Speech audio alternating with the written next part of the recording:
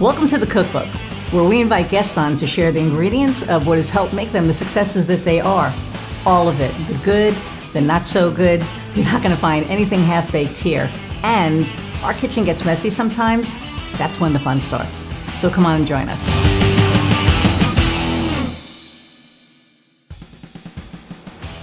Hey everybody, and welcome to another episode of the Cookbook. I'm Iris Goldfeder, and I'm your host, and this is like the 10th freaking take of this intro. So, yes, it's been one of those days, but I'm super excited about our guest today. Brittnay Murphy I call her my sister from another mister. We met a few months ago. We've, spoken a few times, and we both curse like sailors. So this may end up being on the explicit side. But I'm going to read her bio and bring her in. Okay, so over the last 8 years, Brittnay has created over 300 digital marketing strategies for clients locally and nationally. And you people are probably scratching your head right now, but this is going to be good. Brittnay focuses on helping home service business owners get their phones to ring with new leads through optimizing their website and online presence. Iris, isn't that what you do? Anyway, through her strategies and team at One Thing Marketing, they have helped local businesses increase their revenue by an average of 30% every year. So without further ado, let's meet Brittnay. Hey, Iris. How are you? I'm doing great. And I now I have to ask you, Iris, isn't that what you do? I know, isn't that what you do? Yeah, weird. So that's kind of why I'm really excited to be with you today. Yeah, and I think the funny thing is, on a few of the episodes that I've had other marketers, right? Excuse me, and people are like, you've had marketers, you do marketing, you're having a digital marketing person on there, and it's like, this is my point, and you and I have talked about this like ad nauseum, right? You don't have to fucking be competition. You can collaborate. Somebody may not be a good fit for me and I can refer them to you. Someone may not be a good fit for you and you can refer them to me, or we can work on a project together. Oh my God, what a concept. Exactly. So it is nice to find someone that finally vibes in a similar way as that. So there's kind of far and few in between, but that's honestly why it makes it great when we can collab. And honestly, I mean, the other thing as well is when you talk about what clients is working and what's not working for them, like we can actually split test off one another. So remember that, people. Good marketers should be networking with other marketers. 100%, because here's the thing, right? We don't know everything. We may think we do. On some days we wake up, we're like, oh yeah, I'm it. But we don't know everything, and we may screw up, and we may be able to just, call each other up and be like, hey, I did this. What do you think about this? Or I have this project coming up. What do you think about this? How would you handle it? And it's not stealing anybody's idea. It's not stealing anybody's client. It's actually brainstorming together. And because you do the same thing, there's this synergy, not a competition. And I love that, the first time we spoke, that's, it was like, you do what? Awesome. Let's talk. Instead of like, oh, well, you're my competition, so we can't talk. I mean, I think that's insane.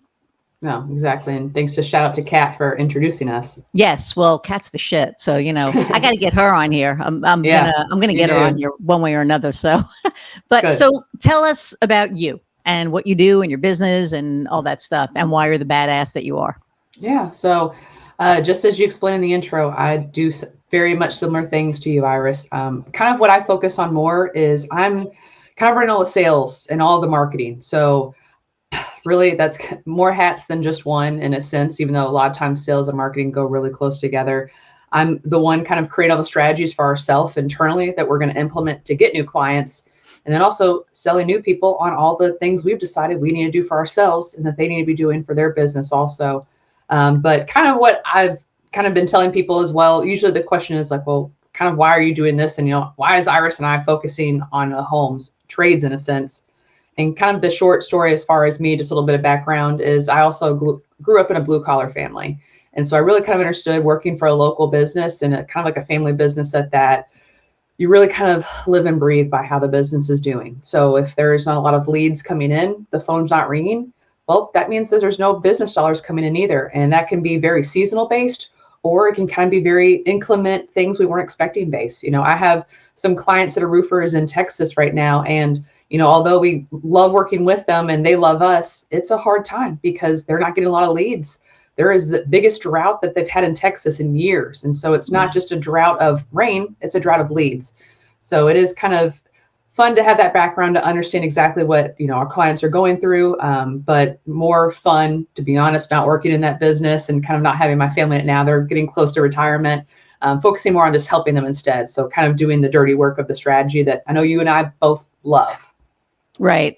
And for me, the trades are a love because the first few clients I had were trades, and I got to learn the business. And I probably know more about roofing and resurfacing and a bunch of other stuff than I ever thought that I would in my life. But it's really it's cool. I mean, to me, I love all the technical stuff, and when you say that when the phone doesn't ring and the leads don't come in, one of the best and most impactful things that one of my clients told me, and I don't know if I told you this, was over Christmas time. I always give like our local clients, and now my national clients are going to be getting stuff. So for my local clients, I always, would buy a little gift and drop it off at the, at their shop and whatever.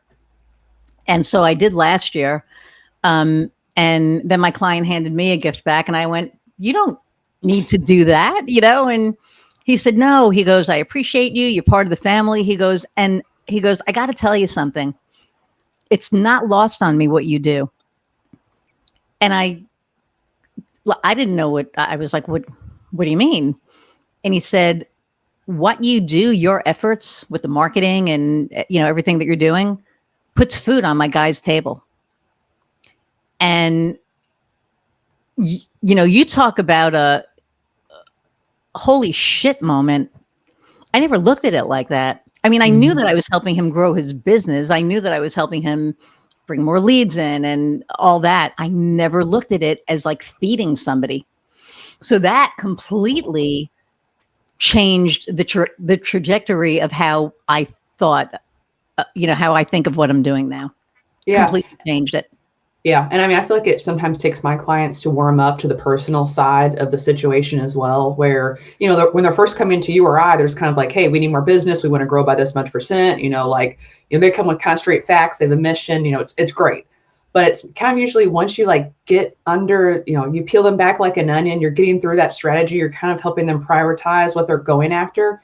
And then all of a sudden they're finally admitting, we were very nervous about doing this because, we haven't invested in this before. And this is really like, it's our last thing we're going to try. It's either this is going to work or this isn't going to work. So we're putting our dollars like in this as like the Holy Grail, which puts a shit ton of stress on you as a marketer.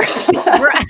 Right. Like, no pressure here. Don't worry about, Not at all. I'm not sweating bullets at all underneath my jacket, when you have that. But what's glorious is a situation just like you described, is they told you that.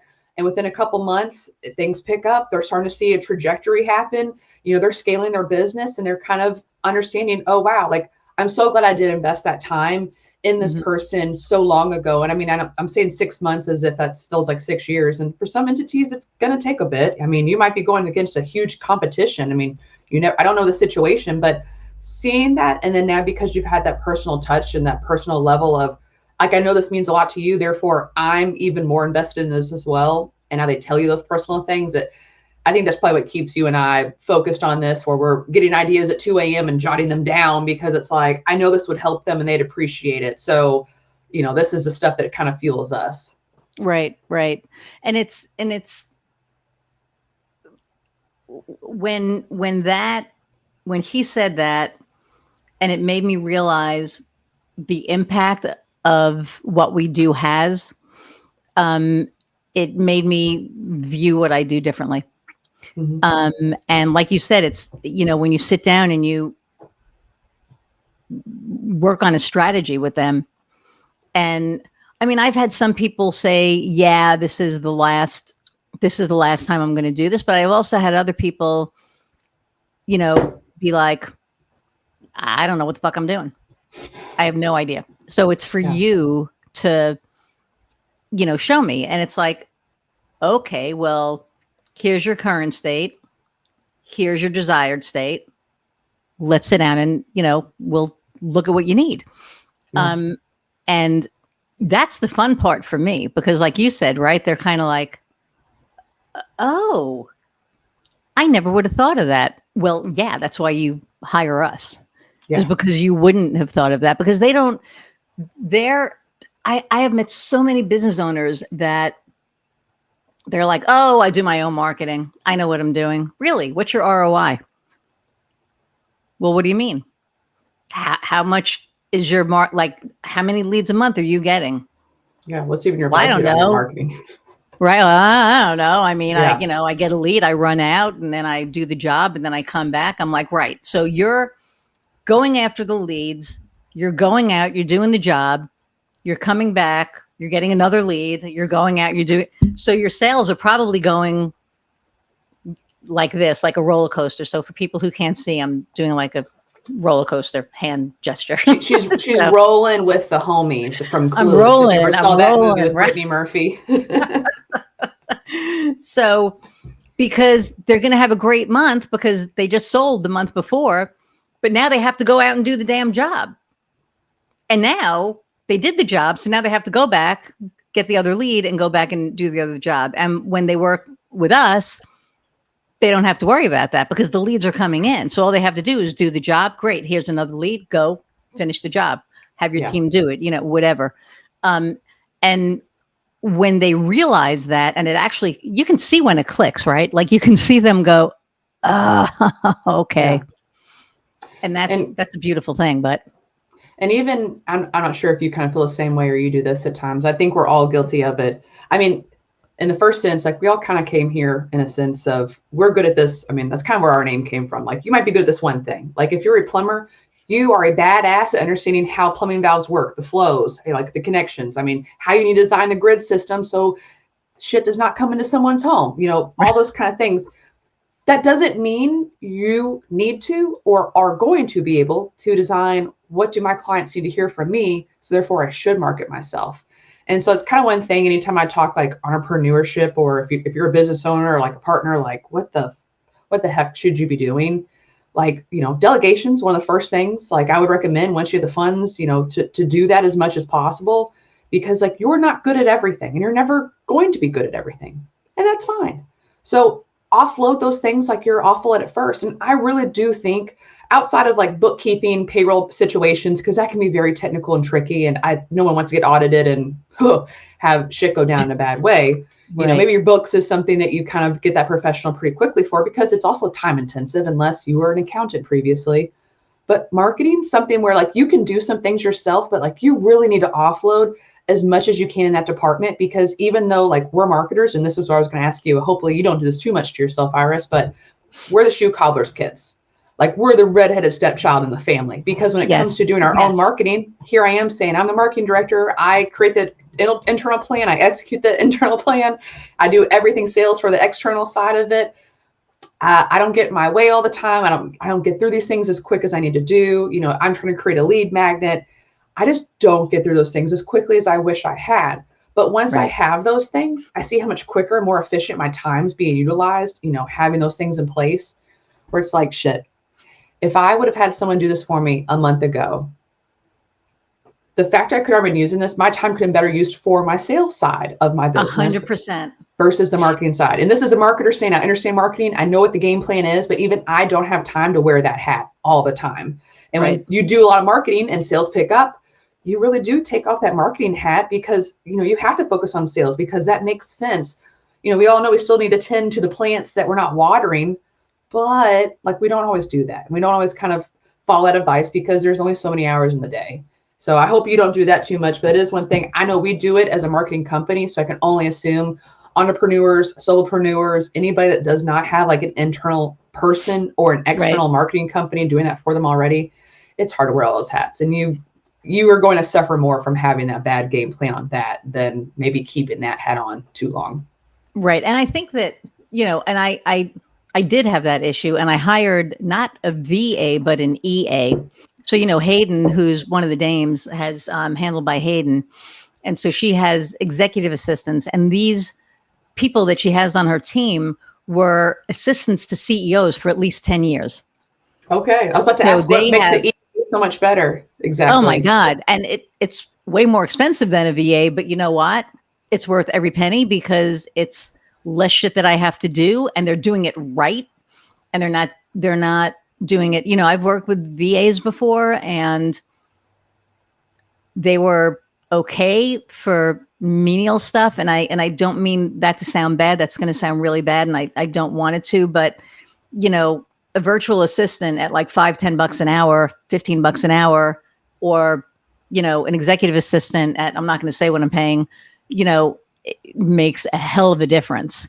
Yeah. And you know, like this month, she's putting my lead magnet together for my website. She's putting my email marketing plan together because I don't have time.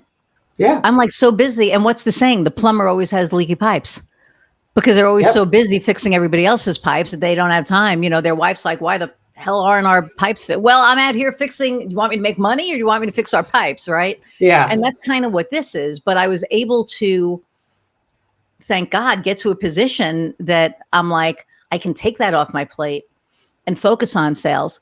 But the craziest thing has been happening, and I'm knock wood and whatever else I could knock. I've had leads coming out of the woodwork this week, just like people coming to me. Yeah. Which has been phenomenal. It's Getting like close to that time of the year, Iris, the beautiful time where people wait till the last 60 days of the year to start their plan for the next year.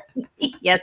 Well, we love and we appreciate you. We do. I'm going to say this as a message to any entrepreneur listening to this podcast. We do. We appreciate you, but you really need to think about just getting the strategy together a little bit earlier because everybody rushes to us that time, and you want some time for us to be able to fit you in pretty quickly. Right. Well, But and yes. to be able to take the time that we need instead of like, because we're never going to rush through it, right? So you may have to wait till next year now. Because what people don't understand is that there's a production schedule. There's a pipeline. Kofi and I were just talking about this because we have some projects, you know, that are out there right now. And they're not small projects. These are like big ass projects now. And it's like, well, shit, we have like a not a backlog, but where normally we'd be like, yeah, our turnaround time is like 3-4 weeks. Now we're at like 4 months. Yeah. And which is a great problem to have, but holy shit, you know, and then people get upset. Yeah. And what that's do you mean kind of I have where the to hard wait part. 4 months? Yeah. Well, someone else can do this quicker. We literally just had that happen to us this last week. We had, I shit you not, Iris, we had 5 clients who were onboarded within the last 90 days. So someone I talked to sold to work with us within the last 90 days. All of them had some issue with not having access to their domain, their WordPress, their hosting, email, something where we just did not have a login, where we could not take everything over to switch it over, you know, so that way they're away from the other company and, you know, it's all under their ownership. And fortunately for us, they all found it the exact same week. And so we said, of course, because why wouldn't that happen? Yeah, why wouldn't life just work out, you know, streamlined? So we were kind of like, this is an oh shit moment. We can't give everyone the due time and due diligence, stacking them all on top of one another. So we had to, okay, each one is basically starting a separate week. So that way they can all go through the flow. But at 1 week, I said 5 people. Now I'm telling you to wait 5 weeks for us to start. So it's like one of those issues where, yes, it's a nice growing pain to have it because like, wow, yeah, like I'm not stressed out about sales. I can turn my time a little more back to marketing because we have enough people in sales. I can kind of gear us up for next year. Mm-hmm. But it's a huge stressor. I was just talking to my business partner about it, that it's a struggle because you and I are the salespeople. We have to be transparent and honest during this to therefore set not only the client up for success, but ourselves up for success. Right. And with that being the thing, under promise, over deliver. 100%. And now we have to tell them during the sales call, hey, you know, like this is kind of how our process works. But right now we're kind of on a 3-week delay because we just have some clients that are stacked up right now and we want to give everyone their due time and due diligence. So we're not going to rush through these. So just kind of give you that heads up. But it's always that huge scare because now you have I just paid you all this money and I have to wait. Yeah. So it's kind of the hard part. But what I have noticed is being that more transparent with them is I've said that to them. I get that reaction back. And basically kind of what I tell them more to be even more blunt and transparent with them is, let me get real with you real quick. I'm going to give you a questionnaire. We're going to have a meeting to go over that questionnaire. We're going to have a design meeting, potentially a content meeting if we're doing SEO or any content for you. You are not going to get all that stuff to me this week. I will go ahead and just bet you $5 on it. Like, I know you're busy, you already mentioned it, and I don't expect you to work all day Friday to get this to me. Mm-hmm. Like, most likely you're going to take next week, and that's my assumption, because that's what most people take to answer all these questions for us. And I was like, you're going to take a week there. I said, we're going to schedule this call with you. I said, I'll be honest with you, it's been taking a little bit of time for us to schedule a call just between us because you're busy.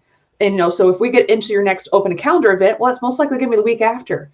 And then the week after is probably we can start. Well, guess what, my man? That's 3 weeks. So I'm being honest with you. It's a 3-week delay, but I can be very, very honest with you. Unless you are the most efficient person in the humanly it's a 3-week process possible race, you're not going to get this stuff to me and be done in 3 days. You are also probably going to take about 3 weeks, which is a perfect time for us to take our time to look through this and get it set up right versus feeling both one of us has to rush because, no offense, you decided December 1st, you need something together January 1st for your marketing and you want a new website, So it's those fun conversations with it. But I've noticed just on my side, sales and just kind of like talking to the business owner, like, I understand what you're trying to do, but we need to be good and graceful with this. Like, rushing and cutting corners will not get you to your end goal any quicker. You're going to fumble that ball on your way to the post line because you're just not there. You're not focused, and it's just going to be awful on both sides of it. So yeah, so I'm glad you're experiencing that as well. But for me, I have seen that kind of seasonal thing for us. And, I'm trying to figure out a better way to encounter it.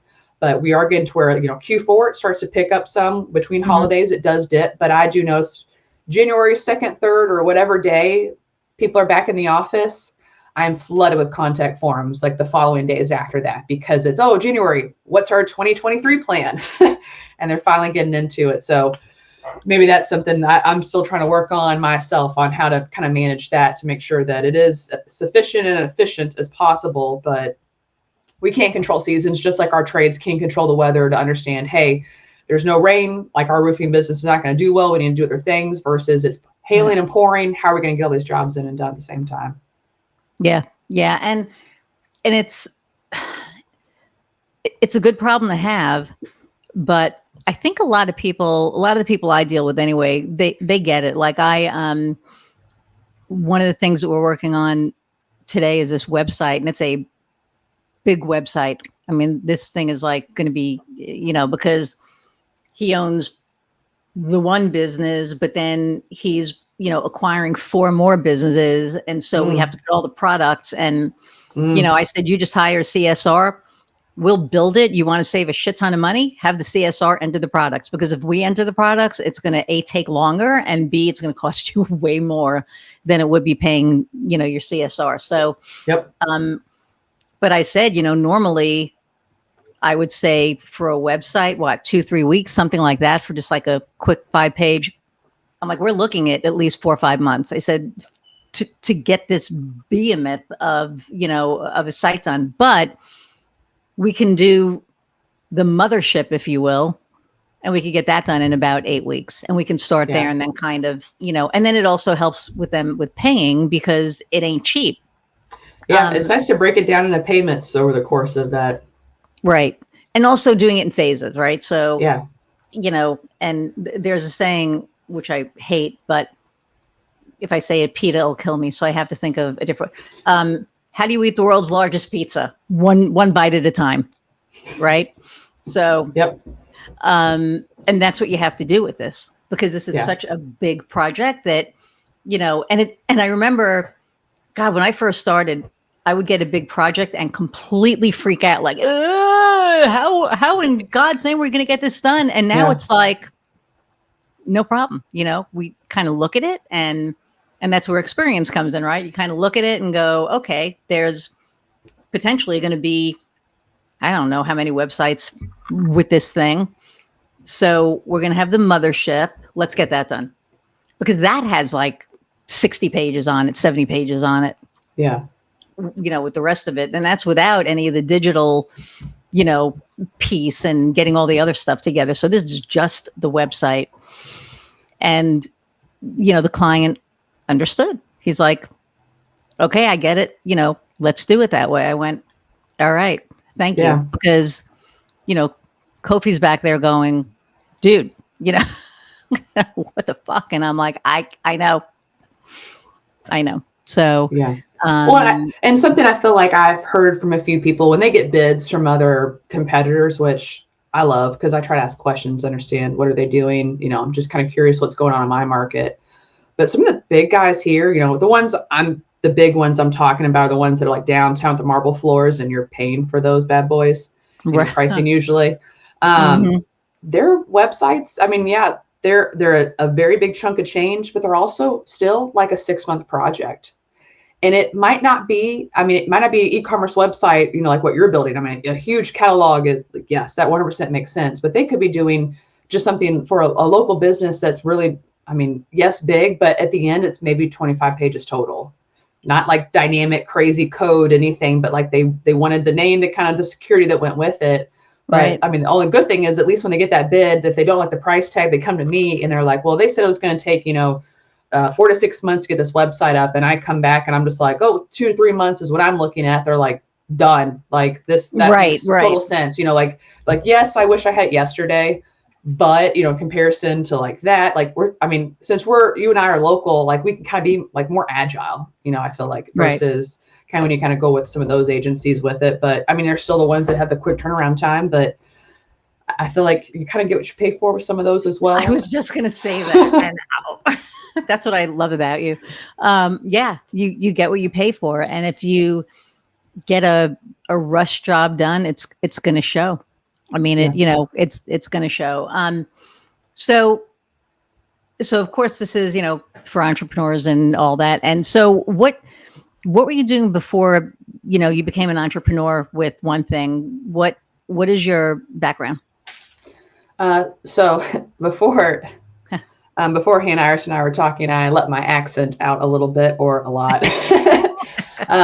The quick short story into it is I actually went to UK and I went to merchandising, apparel, and textiles was my major. And I really wanted to get into fashion merchandising or design, and went to New York, visited it. It snowed a foot every day I was there for Fashion Week, in which the school took us to. And I was like, can't do it. Sorry. Love it. But no, I'm a warm weather girl, as you can tell by the Southern accent. 1 week in the snow. Come on, you wuss. Well, the problem was, because where I'm from. So, that's. I know. Well, the problem was little Brittnay at that time had only one pair of like snow rain boots with her. And they basically leaked in every single day. So I had wet socks walking around New York. And then I finally bought a new pair of boots, and then I ripped those on day 2 wearing them. And I was like, I'm not buying $100 more pair of boots that are going to rip. So I'm just going to sit here miserable. Yeah. So I didn't love that side of it. But because I didn't fall in love with that, actually Target Corporation came to our college and had like a huge type of hiring position for their executive team leader program, is what they called it back then, to basically be like a one below the GM for all the stores nationwide. And I interviewed, got it. And at first I was interviewed to be soft lines, which meant all, shoes, clothing, apparel, jewelry, kind of like the third of the store. That's the fun part that, I went to school for. Went through training, and then they said, no, we're going to send you to the other side, which is basically 90% of the store. That is your grocery, your home goods, your technology, and your cosmetics and your medicines and all the BS that you have to pull out of the back end because it's bought literally every single second off the rack. So I did that for a while. I did a lot of leadership training there. I'll be honest, I hated every day working there. It was the worst experience of my life, but it really taught me how to actually be more of a leader and kind of understand, like, fresh out of college, what the fuck not to do. Right. And some things to do and kind of run with. I was basically a manager, people double my age, who had worked there about the same years that I had been alive so far. So yeah, that's always a problem. Kofi, we have to pause this for a second because Piper is eating the remote and she's going to die. Oh, sorry, guys. Good.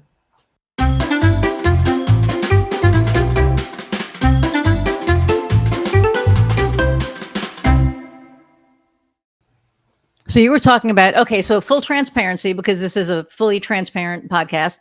Once in a while, we will have interruptions because we know I have dogs. And my 5-month-old had the remote in her mouth. And so we paused this for a second. So Kofi, you can put that thing in that you did for Amy. Did I tell you about that? That was awesome. No. So I had Amy Burks on, and I told my landscapers that I do my podcast. At the time, it was on Wednesdays. Don't come on Wednesday, come on Thursdays. So, and it was like 4:00, and we're in the middle of our thing. So 4:30, whatever. And all of a sudden I look and there's a person here. And I was like, what the what? So I'm like looking at him and he's waving and I'm like, no. So we had to stop it. And I went outside and I'm like, you can't be here now. I'm doing this. And he's like, well, we texted you. And I'm like, I don't look at my phone when I'm doing a podcast. And I told him not to be here till tomorrow. Well, anyway, Kofi put this little thing in with me, you know, sitting like this and it going around in a circle, like, you know, pardon our pardon our dust or whatever. So yeah, no, it was pretty awesome.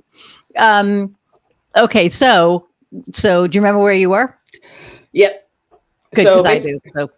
Yeah. So basically, I had to manage people that were double my age at that time. And it was a whirlwind of an experience for the first 2 years out of college. And that's hard, right? Because they're like, who's this little whippersnapper telling me what to do? Yeah. And the funny part about it, I grew up you're a woman, so that I'm sure helped. Yes. And what was even the harder part at that time is Target had just started that whole program of going into college universities and really honing in specific majors to talk to more. So what I mean by that, it was very luckily a couple years prior, there was a girl from merchandise and apparel textiles major who had interviewed and they loved her. She was phenomenal, amazing. And they were like, holy shit, maybe this is the major that understands retail. And we're like, well, yeah, no shit, Sherlock. Like merchandising, apparel and textiles. Yes, there's apparel and textiles, but merchandising is how to sell shit in your store. Yes. And plus we all got minors in business because there was only a few more classes because we were basically a business major, but we were in the College of Agriculture because who knew? So that's why I joked that I picked up more of an accent because at the University of Kentucky, their merchandise, apparel, and textiles majors are within the College of Agriculture, which has a lot of people who do not do anything outside of the farms or agricultural related things. So that's crazy. Yeah. So it was a very fun whirlwind experience. I had my first boss was amazing, taught me so much, actually even got me one of the, John C. Maxwell books on leadership and kind of how to be a good leader. Unfortunately, he was promoted and we had a new GM. And of course, all of us were hoping we could get the new GM spot. And, they dangle that carrot in front of you a very long time in corporate life, luckily. And so we had a new guy come in. He was okay, came from Walmart, kind of came like a bull in a china shop. And unfortunately did not understand the weight that was on he did understand the weight that was on my shoulders in the beginning. And then about 6 months in, because I had so much to do and not enough people to actually manage it, he was getting reprimanded because I was underperforming technically.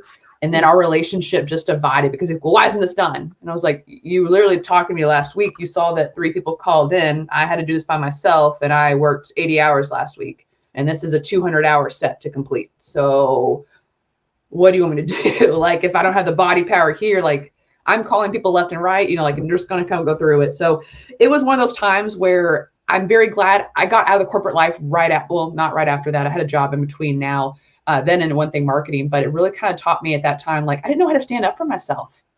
And like now kind of talking to their business owners, as I mentioned before, like if there's some pushback, that's fine. Like we can have a conversation without it being conflict, but I feel way more comfortable in my skin now to be able to stand my ground, not push back, but just really kind of hold like, no, this is what I'm about. This is my boundaries. This is what I believe is right.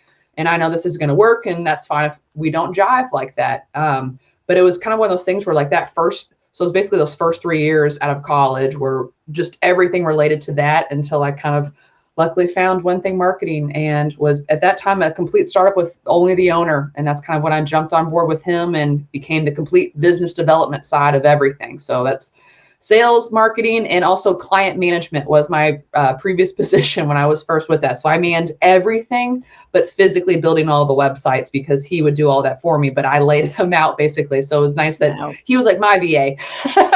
Like I was basically the face of it. And this was my VA behind the curtains that was building everything while I was talking to the clients and explaining things back in English. So it was a huge learning curve from what I had done previously, but it was such a good thing because from all the positions I had, I really had that love and creative background for marketing. You know, and everything I was looking into my major, it's all about being creative and how do you market yourself best. Merchandising is marketing. It's just a different form of it. So, 100%. Yeah. Yeah. So it was really kind of great through all of that as far as, you know, I know, I'm sorry, this is probably a lot longer background than what you needed, but that's kind of where my journey led through to kind of really get with this. So yeah, this next year is going on year 9. And wow. To be honest, never thought this is where I'd be, what I'd be doing, and kind of the success that this has had with it. But that's kind of the fun and scary part of a startup and a new business is you have no fucking clue. I mean, the line to success has never looked like this. It's this along the way, and you know, an up and down adventure with it. But I think that's kind of what keeps us all, if we still have that passion, us engaged, because it is where when you're on top of it and things are great, it's amazing. It's a roller coaster ride. When things aren't great, when you kind of get back to the great, like that's what always makes me happy. So the little seasonal cycles that you and I experience with sales, you know, at the new year, when people are looking at their marketing plans versus high time in summer, when most are more focused on taking their first vacation, you know, for summertime, and kind of leads die off at that point. You know, it's really kind of fun to where you see, oh, things are revving up again. And like you get to implement everything that you spent that time, hopefully on your off season, processing out or streamlining or doing any of those things that we're supposed to do. You know, that 80% you're supposed to work on the business versus, you know, work in the business. The business, yeah. I mean, that's what I tell my clients is you want me so that you can work on the business and not in the business. And now I'm actually for the first time working. I mean, I'm always working in the business, but now I'm working on it. Like I'm trying to put systems in place so that shit doesn't fall through the cracks. Right. And you know, it's kind of humbling because you're like, for me, it's like, I can handle anything, you know, I can handle whatever workload, you know, Kofi, you know, does a lot of it. And I try to be really cognizant of his time and everything. And then I have, you know, other people on my team and I try to be cognizant of their time. And it's like, okay, we probably have to get more people, which, you know, to me being at that point right now is I'm not good with change. And I'm, you know, if I know something works, it's like, if it ain't broke, you know, don't fix it. But this is going to be like a necessary evil. And it's a good problem to have. Don't get me wrong. I mean, I'm happy. I'm excited about it. But you know, it's one of those things, and this is like a good lead in, you know, when people think about becoming an entrepreneur, they have, unless they've really done research on what they want to do and all that, they have no clue like what they're getting into. And I remember for me, it was out of necessity because I told you I got fired from that company. And it was one of those, you know, kind of like trial by fire and figure it out. And, you know, here it is with gas stove, you know, almost 9 years later. And, you know, we're strong. Our reputation is phenomenal because I break my ass for my clients. They know it. One of my clients, it was hilarious. They were doing a soft launch down in Carmel, Indiana. And, you know, they wanted to have a really good appearance for their, for the community.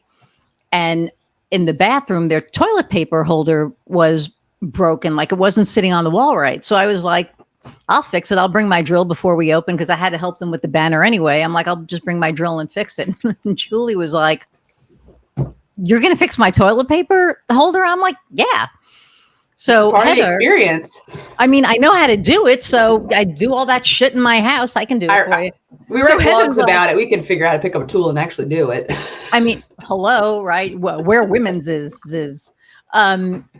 and Heather and I are getting ready, and I get my drill and I put the battery in and I get my little toolbox, and she's like, "Why the fuck are you bringing a drill?" I'm like, "Oh, I have to fix their toilet paper holder." She's like, "Of course you do." Like she wasn't even like shocked. So I get there and I fix it, and then her boss is like, really good to meet you, blah blah blah, and Julie's like, "She just fixed our toilet paper holder." She's like talking about going above and beyond. And for me, it's not, I want to help however I can. And that's like a small little, it was really a small thing. It was taking a couple of anchors, sticking it in the wall the right way, drilling the damn anchor and putting the thing on, boom, it's done. I mean, it took me 5 minutes. So the company that they worked with before, never would have even come up. But they were getting charged agency fees for just crap. And I don't play that game. Yeah. To me, it's, if we're going to have an hour, 2 hours time, I'll charge you for the 2 hour, whatever. But if you call me and we're on the phone for 15 minutes, I'm not sitting down every time you call me writing, okay, spoke to for 15 minutes. Okay, that's another 15 minutes. And like it adds up for the month. And then all of a sudden you get this like $5,000 fee. Yeah. It was crazy. They were doing business cards and they got like a $4,000 fee for business cards. The business cards might have cost like $90 for like whatever. And you're charging $4,000. Like, what is that even? I couldn't even imagine. So now, because of all the work that I did, not the toilet paper holder thing, but, because of the work that I did, because she knows I'm now on a retainer to train her on marketing. So basically do marketing consulting. And then also we're getting all their business for like signage. I'm not in the sign business. Well, I am now, whatever they needed, I can help them with. Their website is, because it's a bank. I didn't want that because of all the security involved. I don't want that responsibility. But we help them with, other things and, promotional items. I'm not in the promotional item business, but guess what? They needed stuff. It's like, okay, whatever you need. And it's one of those things that for me, because I'm boutique and because it's me, I can do that. Yeah. And even if you weren't boutique and you couldn't do it, I mean, the whole other premise is like what we're doing. We're networking with one another. So therefore, doing right by your client is to pass them to a referral partner like, and trust that's also going to take care of them. Oh, 100%. Like anytime I get any kind of an SEO thing that's, it's going to you. It's going to you because I don't, I'm not allowed to do it in Indiana and Pennsylvania, but, besides that, I know it's another story. But, you're going to do it way better than me. And I know that. So why am I going to do it? And that's the point. That's the point is that, that's why you have partners that do the same thing that you do, because it's same, but it's also, there's also differences. And that's where, so for somebody who's like out there going, man, I want to start my own business, or I want to start this from scratch or do a startup. What advice do you have for them? I mean, so lately I've actually I just opened a new LLC. So I'm kind of going through the process of doing this all over again with a different venture. But really, wait, we didn't talk about that. Okay, we got to talk about that offline. Very first stages, but it's going to be, it's very much on the pause seat right now, just with how the economy is going. But it's going to be more of like real estate. So buy holds with just like rental opportunities is kind of that entity that me and my fiance are going down. But with that, and even with One Thing Marketing, I mean, like the biggest thing I can't literally scream from the mountaintops as much as possible. It's like, you've got to ask people shit. And I like how I got zoomed in right when I had to say that part of it, but like, you really do. There's so much you don't know. And so for instance, with just our marketing agency, like we're always trying to ask different CPAs, different advice, like we have one, but that doesn't mean that maybe that's always the best plan. So just like asking questions to people who, that have different experiences and different backgrounds. That's like one example of it. But really, when it kind of came back to like the real estate venture we're going down, I have done so much networking. Once I mentioned that to some very close friends that was kind of what we're going down, they had acquaintances who are either in title or in appraisals, or like actually people who already own properties themselves, and they were just like, hey, do you want to talk to them? And I was like, I would absolutely love to talk to them. Yeah. And I'm not a shy person to say I don't know. You're not shy? I'm sorry, I didn't get that. I know, right? Weird, but yeah. I mean, I'm just kind of a person that I like to be a sponge, like, and I want to absorb as much as possible. So I don't absorb things unless I ask questions. And again, when I was younger, never stood up, never asked questions, and that's probably why half the time my subordinates below me at Target hated me, because I didn't know jack shit, and I was too afraid to ask anybody what could I do to get better. And unfortunately, in that corporate world, when you finally ask someone, nobody was actually your friend.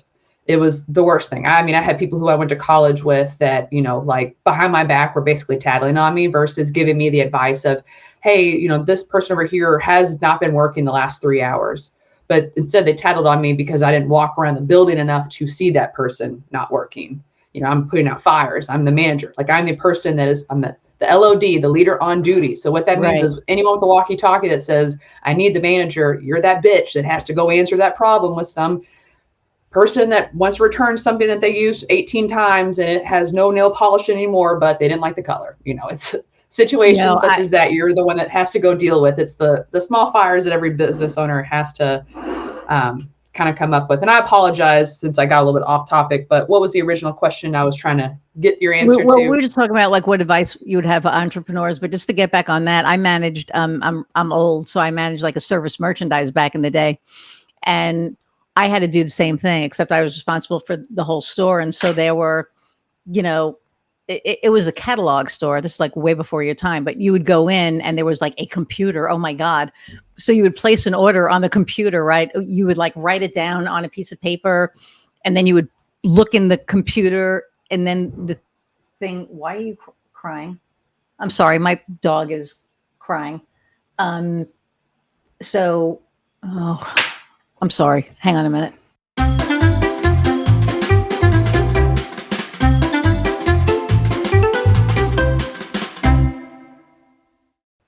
Okay, pause.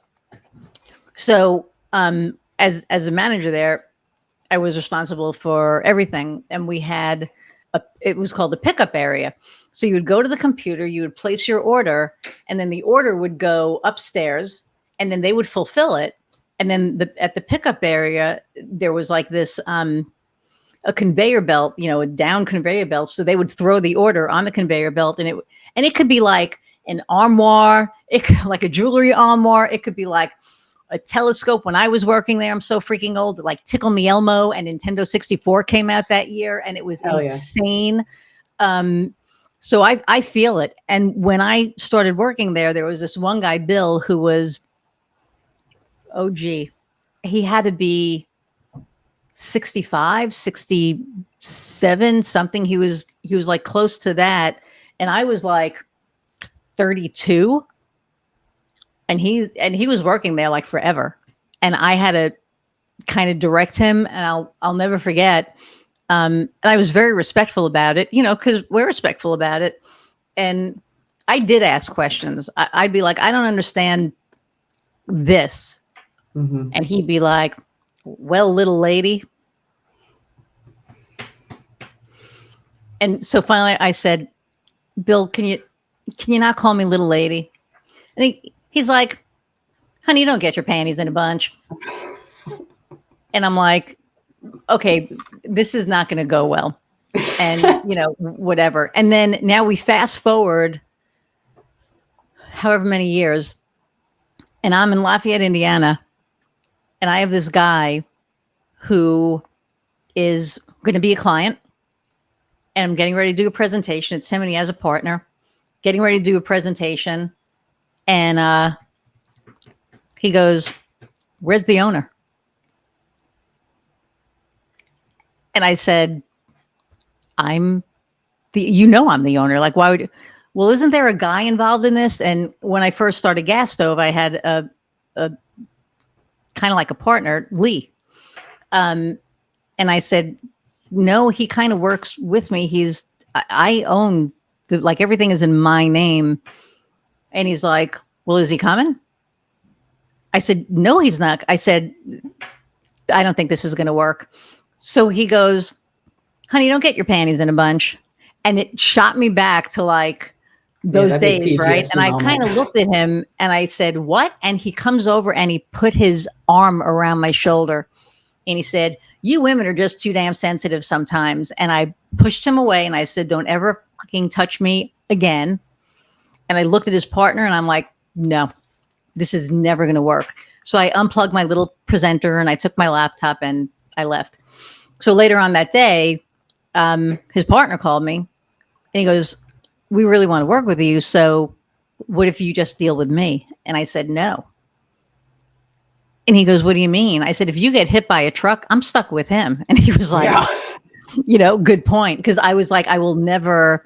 And I know I just got totally off track, but I think it was the age thing and the woman thing and how, we look at things different. And so the original question was, what advice would you have for an entrepreneur or somebody thinking about becoming an entrepreneur? Yeah. Yeah. So, I mean, my first, we've dabbled around it, but yes, my first answer is really, just pull all your resources together, ask those questions, like, do not be shy. You are, again, just like I said, if you're not delegating, giving that time, like you not asking for those resources is just delaying you from getting to that next step. I've talked to so many people where I had that first like marketing strategy call with them.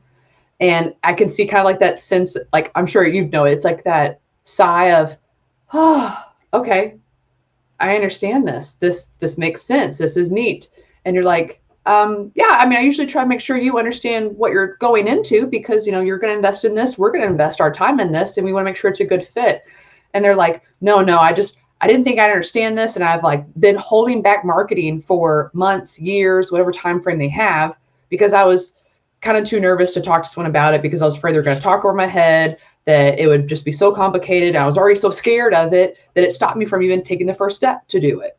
Right. And I feel like that's kind of the thing. Like we all just kind of have to let our ego go when it comes to that. Because again, like we said earlier, like you're going to be good at only a few things. And like the joke, my company name is, you might be good at just one freaking thing. And that's freaking fantastic.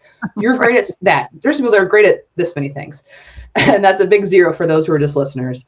And so utilizing those resources, it's always something where like, I'm sure you've probably gotten 10 times better advice, but that's something where if you've delayed or stopped yourself from doing it, do it. Which is great. I think that's great advice. Piper agrees. She's sitting outside the window. Like, I want to be in there with you. So, for a seasoned entrepreneur, somebody who's, been in business 8-9 years and, we all go through struggles, right? Or, obstacles. What are some obstacles that you've gone over or, that you've overcome through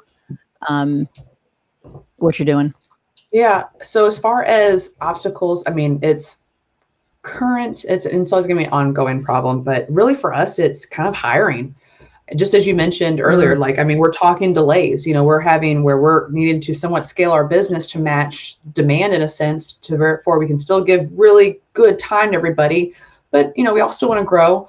And that's something for us has kind of always been a struggle. So when it comes to that, there might be something where, okay, like we need someone that's going to do this specific task for us. Like, here's all the data entry stuff. Like, here's everything tracking we do for our clients. Okay, let's get someone that can make these reports and can do, we'll literally make a guide, a whole process. We'll make a video. A blind monkey could watch this and know exactly what to do to create these reports. So therefore that saves us, an hour or two per each client per each month.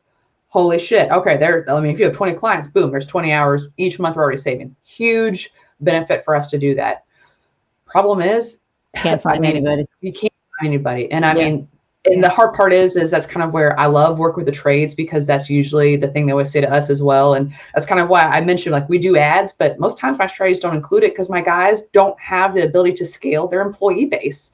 Right. And, we're kind of the same market. And the funny part that I laugh about it, Iris, I'd love to know if, even when you're talking to Kofi and getting him on with this is there's a lot of people who want to get into marketing. And then once they actually understand what marketing is, it's not just designing pretty graphics all day. And especially in our world, I mean, if I'm just more talking the SEO world, there's no pretty freaking graphics you're going to mess with. Like it is boring, counting, measuring. I mean, it is the most boring stuff. And I'm obviously not the person that does all the reporting because I'm not the detailed person you need that can master that. I'm more the spokesperson. Like that's my role in the company there. But like when they actually understand, like that's what we do. Like you want someone to rank because you think that's cool. Well, yeah, it is cool. Okay. This is what we have to do that. And, we have one of our newest hires. He was like, I didn't know this is all it entailed. He was like, it's really cool, but it was very intimidating just coming on. And he's been with us for about 6 months now. And, within that side of it, it's like, yeah, I mean, like we've had people who previously we try to hire some local and we're kind of capped on what we want to be locally. We'll hire more VAs as time needs to delegate when we have surplus, surplus is kind of coming in and out. But I mean, that team aspect of it is very difficult. So it's kind of where, I know people mention culture, people mention that as far as overcoming like a hiring issue with it. But actually, be honest, a thing I found as a resource that has been game changing for me is I actually found a company called Culture Index. There's a guy here, Mike G. Hall, locally in Louisville. He works for them, and it is basically. Have you ever heard of you've heard of predictive index, yes, assessments, Myers-Briggs? Yes. Oh my God, girl! So this is basically if all of those had an orgy together and made like the Elon Musk of a baby genius. Sorry for the reference and analogies, guys. Okay. It's 5 o'clock. You're making this one explicit, which is hilarious because it says, "Is this explicit on YouTube?" And I usually go, "No," but this is going to be fucking hilarious. This is going to be awesome because it's going to be yes, this is explicit. Yeah. So we try to warn you in the beginning, guys. So sorry, I got to that point. We've been recording for a little bit. Now, people who know me now, you see why she's like my sister from another mister because this is just Go ahead. Oh yeah. So I actually met with him, and so yes, okay. This Elon Musk of a genius personality text baby is basically what it is. So they have it like it's an 8-minute test.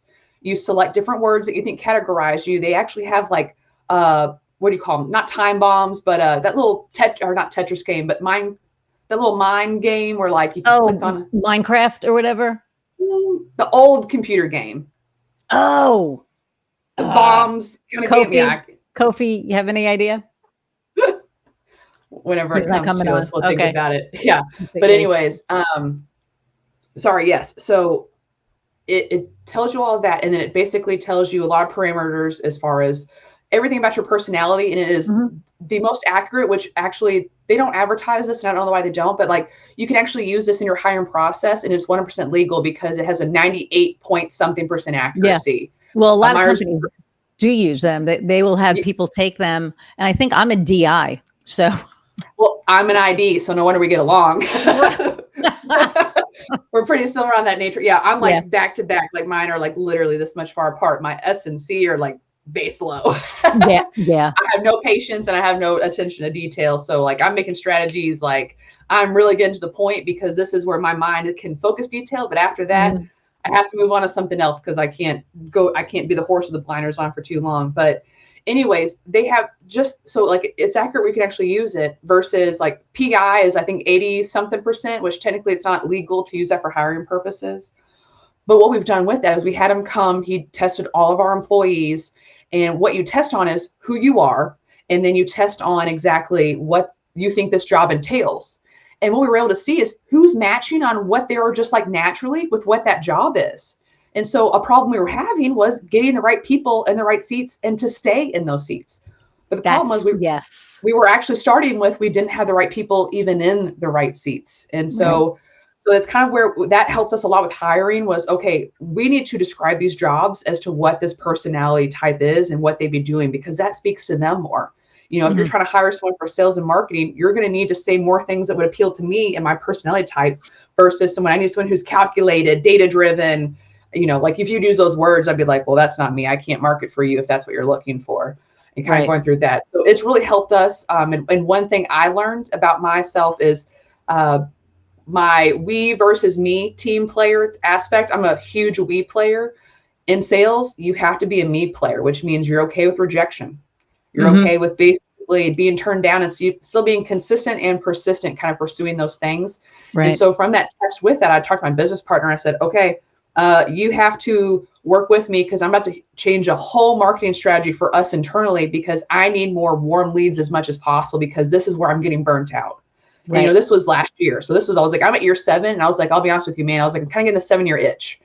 I love what I do, but it's just hard. And, as an entrepreneur, you get bored of your business at times because maybe you're angry, you're frustrated, and you're just confused on what to do. And I was kind of in that aspect of it, like, hey, I've grown to this point, like, what's wrong? And so that personality test really helped me, and it also helped our team. And now we're trying to use it as much as possible. So when we're actually looking for people to hire, making them take that. So we take the test first to say, this is what we think that person should be like, this detail oriented, this introverted or extroverted, this outgoing, whatever it might be. And then we make them take it. So if they match that personality test, then we actually pursue the interview with them because we know it's already going to be a good fit.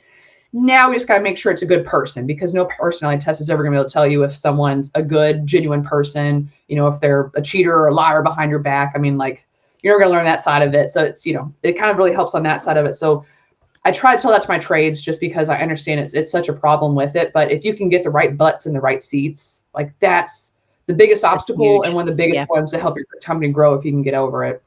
And you're the first person that has been on here that has said that. Everybody else is, they come up with whatever. But this, I think, is so important because if you don't have the right person in the right seat, it's not gonna move forward because they're not happy. Backwards. You can go backwards. You can 100% go backwards. For me, I love the relationship part of it, right? I love the strategy piece of it. I love the consulting piece of it.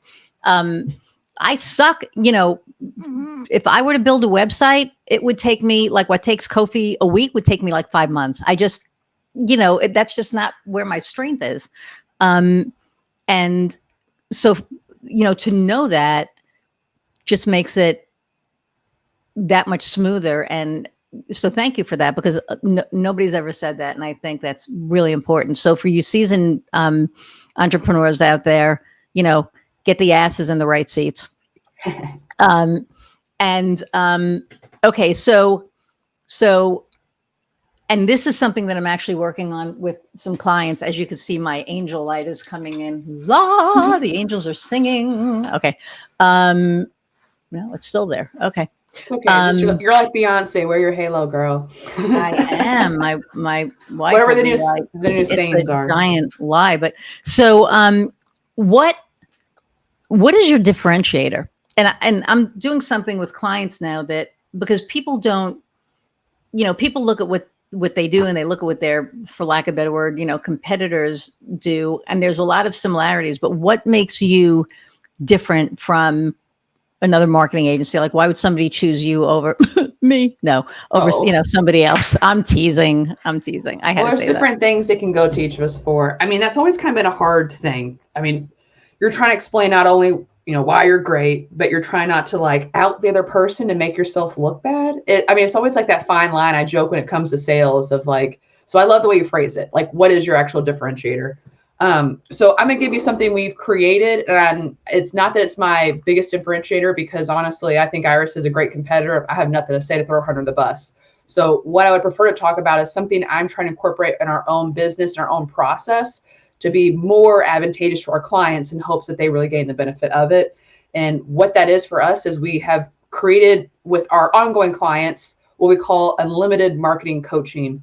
And you might kind of already be doing something similar to this, Iris, but it's kind of where I've been really trying to push this in front of our guys every time we meet to make sure they understand what that is. And basically, for anyone who wants to steal this idea, it's kind of saying, hey, client, if you have any ideas of something you want to do that's similar to what I already help you with, and I mean, this could be if you're a bookkeeper, if they're looking to do anything else with their money or their funds or how their data operates. I mean, this could be something to stick yourself into. For me, it's obviously anything marketing. Hey, if you're looking to do this, let me know. Ask me advice. Literally all it is. I will freely consult you. So therefore you make a better decision on what you're about to spend your time, money, tears, sweat, and cuss words on. Like, you could be going down a really great path and I could encourage you and help you make it 10 times better with maybe a few tips, tricks, ideas, suggestions. Or maybe I could help you not go down a path that's really dark, scary, and has no one's ever returned back from. So it's kind of something where like, it's really been a benefit. And I've kind of been even told my clients like, hey, this is something you can do, like pair with something else you can kind of help consult with, because, if you're a home remodeler and they're also looking to maybe do their furnace or, updo their AC, I mean, and if their HVAC, why don't you partner with a local HVAC company? Like, would that make your appointment with them 10 times better? I mean, given you might think that's competition, but if the client's like, I know I have to fix this because it's 25 years old and it broke last summer, so I have to fix it before this summer. You heard them, you listened, and you said, how can I be a bigger asset for them? I will help them. Here is a resource I can help give you to, so I can help give you knowledge to make a better decision. So for something like that, we've only had a few clients use it, but why I think it's a differentiator is I actually have a quick example. One of our clients, it's a roofer in Texas. They were kind of interested in something that we didn't at the time understand how interested they were in it, because we didn't do our due diligence to ask blunt questions. But also we try to tell everybody, hey, unlimited marketing coaching, anything you need help with or any ideas you want to go down, tell us. So unfortunately we didn't have the connection of, oh, they're serious about this, let's go ahead and, help them look into this. They ended up getting approached by someone in town who has that service. They got sold on it, and then they basically told us about it, and we said, oh, okay. Well, just so you know, like we kind of did look into it, but we didn't send this info to you because we didn't have the connection that you were interested in it. I know you're paying like $1,200 a month for it, but it's actually only $250. And that's what they're using. And so we had to go down. So we basically spent, like a lot of time kind of going through that process with them to try to see if we can get them out of it. Unfortunately, we couldn't, but from us bitching enough to that company about basically 3 times pricing and adding on some crap services that we don't really think is going to drive much for the business outside of what we're doing with their website, like they got an extra city added on and they got some extra benefits out of it. So at least, they got even more, and now they got more priced what they probably should have gotten priced originally with it. But it's little stuff like that. I mean, if you don't ask, if you don't include people because you're nervous, afraid, scared, embarrassed, like whatever it might be, like, again, you might be taking 2 steps back and only a step forward versus 2 steps forward and a step back. So that's kind of where, when it kind of comes to that, like, I think that's our differentiator, but I think almost anyone, like, steal this idea, like make something that you could help them with, because the more of an asset you are to your client, the more likely they are going to want to refer you, and not 100%. Not that we need to live and breed off referrals, but giving them a great customer experience and doing things like that, like that's the differentiator to me. Like they're going to remember the little things you did. And even for that roofing client, as I mentioned, if anyone is near Texas, there's a huge drought. So it's very hard for roofing companies to get a lot of leads right now. So with that example we gave them, they're like, hey, like, I know you're working your asses off to, we just started with you. Like, I know you're working your ass off, but you doing your due diligence with that, like, made a difference for us to understand how invested you are. So even though, yes, we know the weather is kind of really shitty, like no one's calling any businesses right now, like we at least know that when weather does pick up, like you've done everything when we can't see it right now, that'll add up in the future, 6 months from now, when it is springtime and there is rain, and we're going to start to get a lot more calls from it. So that would be my answer for that long. Cool. Okay. Well, look, added value is always a good thing. So, and the last question that I always ask everybody, because we're at like an hour and 13, and we're probably we may end up shaving this a little, we'll see. But first off, thank you for being on and for taking time out of your day, because it's always fun. It's always fun talking to you. My pleasure too. And this definitely went off the rails a little, but that's what the fun thing about this podcast is. There's no structure. I mean, I try to get the questions in, and if I can get them in, I get them in. If I can't, I can't. But I think it's more about, the audience learning about the guests and getting a feel for that. So I think, and you're awesome. So it's always fun. So thank you. And thank you. The last question I always ask my guests is, what lights your fire? So what are you passionate about? And it could be personal, professional, whatever, but what lights Brittnay up? Yeah. Well, I'm gonna go personal just because it has passion. It's like my new obsession. I am so into plants and gardening now. It's actually kind of scary. I grew up as like the black thumb in my family. Like I had an old ex's sister give me a pothos, and I almost killed it accidentally, you know, not on purpose, but like it just was struggling so bad. I've now turned into from a black thumb to a green thumb. And it is so freaking fun, Iris. I have grown vegetables all along the side of my house. I have collected way too many plants that are inside my house that my fiance is slowly asking when I'll start to kill them. So there's more space in the house. But it's so fun because I'll be honest. I mean, just like marketing, I think what's similar for gardening, I mean, other than the fact I love the nature aspect of it, but it's watching something grow. And it's watching something that you are tending to and continue to take care of, continue to grow. And it's kind of like, I think, just a good analogy for life. You know, I might mess up, overwater something, or forget to water something when I'm out on vacation. It looked like death. Basically try to revive it and just slowly bring it back to life. It's a fun process. And it's kind of like how, you know, we bounce back as humans as well. So it's kind of a good reminder that shit can go wrong. You could have someone treat you really badly, but you still have the ability to spring back from it. And you can't change what you are fully, like a plant can't either, but you can really kind of mold and adapt to that, which plants do. I mean, they really adapt, and that's kind of the fun part about it as well. That is so awesome. That's like one of the best answers I've heard. Well, wow. Okay. Well, thank you. I'm so glad we met. Really. Yes. And we need to do our wine thing soon. Yeah. But so again, thanks for taking the time for being on here, and we're gonna have to have you on next year, you know, second quarter, and we'll see where we're at with, with all the things. And everybody out there, I want to, you know, thank you, you know, for just tuning in, whether you're listening on your, you know, AirPods, or I just gave Apple a plug. But whether you're listening, you know, on a podcast or watching, just really thank you for taking time out of your day to listen. And I really hope that you gleaned some really good information. And I know that this was a little bit more of an explicit episode than usual, but you know what? I mean, that's kind of like the real me. I curse a lot and I like to have fun. So thank you so much for joining. I'm going to sign off for now. Till next time, Iris Goldfeder, and go out, find what lights your fire. Bye, everyone.